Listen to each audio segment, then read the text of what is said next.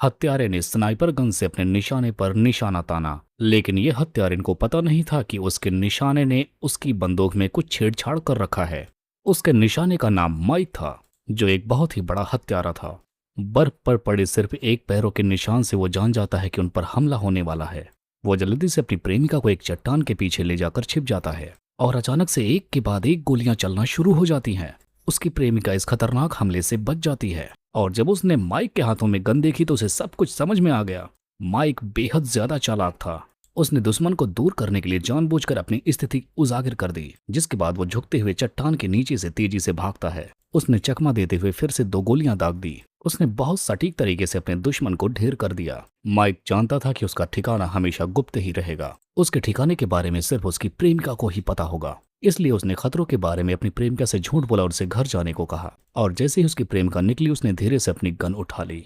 Mic को सुरक्षित रखने के लिए उसके बॉस ने उसे कार की चाबियां और एक सामान दिया। इस छोटे से शहर की हजारों किलोमीटर की यात्रा करने के बाद उसने देखा कि शहर के रहने वाले लोग उसके साथ संदिग्ध व्यवहार कर रहे हैं। जैसे ही वो कार से निकला, उसने सारे लोगों के छिपे हुए व्यवहार को नोटिस करना शुरू कर दिया।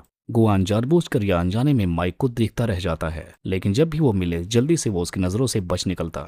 माइक को अचानक से बेचैनी महसूस होती है और वो वहां से चला जाता है। रास्ते में उसने अपने बॉस द्वारा दिए गए फोन को फेंक देता है, जिसके बाद हम देखते हैं वो शहर से बहुत दूर जाकर बस जाता है। यहाँ पर हम देखते हैं माइक अपने ऊपर बहुत ज्यादा ध्यान देता है। अपने वजन को कम करने के साथ साथ अपने रूटीन को भी काफी ज्यादा चेंज करता है। वो सिर्फ भोजन की तलाश में बाहर निकलता था। समय के साथ उसका अकेलापन अनिवार्य रूप से शुरू हो गया था। माइक ने एक सार्वजनिक फोन के माध्यम से अपने बॉस से संपर्क किया और अपने मिशन को प्रभावित करने की पेशकश दी।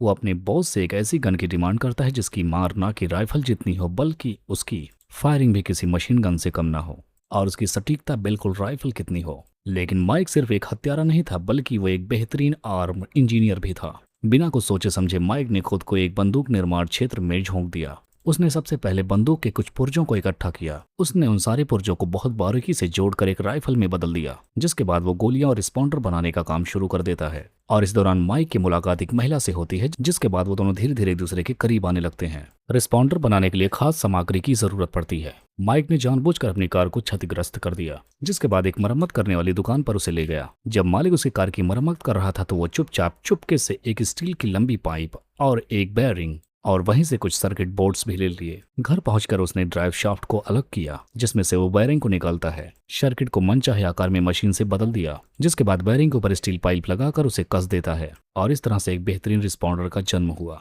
रिस्पॉन्डर के बनते ही वो और उसकी महिला मित्र मिलकर एक सटीक जगह पर निशानेबाजी करने का शुरुआत की। महिला गन के सारे पुर्जों को एक मैदान में फैलाकर उसे सटीकता से जोड़ने लगती है। उसकी हरकतें सहज और विशेषज्ञ थी। माइक ने चुपचाप अपनी घड़ी का टाइमर दबाया। उसकी महिला मित्र ने बिना गन की तरफ ध्यान लगाए उसे बहुत सटीकता से जोड़ दिया। उसकी स्टाइल से साफ पता चल रहा था कि वो भी बंदूक के बारे में माहिर है। शायद वो भी माइक की तरह ही बेहतरीन प्रोफेशनल किलर है।